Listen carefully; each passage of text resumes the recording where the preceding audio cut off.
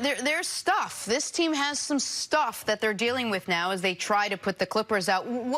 How concerned are you with the Warriors' struggles right now, Nick? Well, I thought Kerr alluded to a point that you made yesterday that then Sherwood Strauss, who covers this team, wrote a whole article about it, which is this has been the Warriors' identity. I thought it was a great point by you, which is there was another article written, which is how many Warriors losses is it going to take for people to believe they're vulnerable?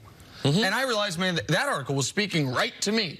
Every time they lose, I'm like, this is bad. They now have an injury. The defense hasn't been good. They're not as deep, but they're still going to win the title. Like, it is hard for me to believe that this team that I have seen go on a nearly unprecedented run over the last 5 years, and it is unprecedented when you include regular season and postseason success for 5 seasons, that they are not going to come out tonight and be the Warriors, be dominant, do what Clay said, which is, let's go beat them by 30. I know they have that game in them.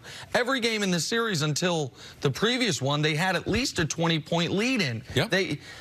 But they do not fit. They are not the team on the court that they are in my mind's eye.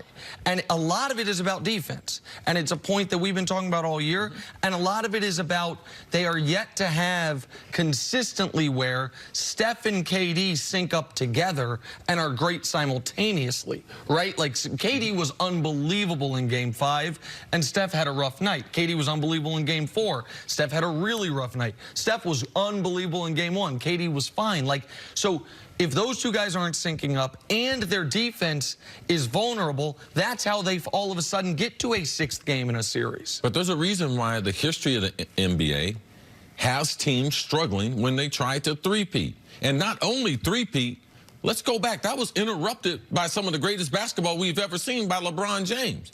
So Clay, Steph, Draymond, Iggy, this is 5 years in a row for them. Right. This is not 3 in a row. Iggy is not as athletic. He's not as dependable on a defensive standpoint. Draymond Green is having one of the worst seasons he's had in a long time, shooting the basketball at an all-time low. They're not as good. Their bench is not as deep. They don't have people coming off the bench like David West. Sean Livingston has struggled. He's not the same defender, and it's definitely not the same offensive threat. So if we looked at it, we were like, yeah, they're not as good. And let's not forget they lost the all-star center in Boogie Cousins. So they're not as good. What's important about this game is how they come out in the first quarter. Draymond said he took responsibility for the game number 5 loss. He said, I didn't set the tempo from the beginning. It was up to me, and I didn't do it because he thought that all these other all-stars would be focused. Clay was focused. KD was focused, but the rest of the team, which is less talented, and they're not as good defensively. So for me, it's not just mental. They are not good at doing the things that have gotten them an opportunity to try to three-peat. You made such a good point. The team in your head is not the team you watch. I liken it to taking one of those lawnmowers, right, and trying to pull it. We keep talking about this switch that they're going to flip. Don't worry, they'll be fine.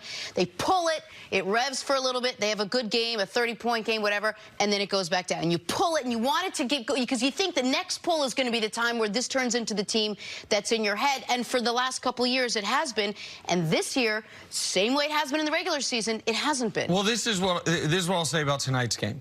If the Warriors are not the team that I believe they can be in my head tonight, if they do not dominate and overmatch Los Angeles Clippers team, then that will change my opinion about their ability to beat the Houston Rockets. Like, if they are not able to respond to what happened to them defensively in the previous game, then I will finally believe what my eyes have been telling me. Right now, I can't leave behind what I've seen from this team in the last few years. This game is not going to determine anything for me as far as Golden State. That's who they are. They're better than the Clippers. They will win this series. So regardless if they close them out tonight, they will win this series. But everything has changed going into round number 2. Right. Houston is sitting, resting, playing its best basketball of the season. Golden State, they've already suffered 2 losses at home. They don't have to play another bad quarter for me to believe, hey, man, this is the team who they are in 2019. All right, let's get back to the NFL draft. So where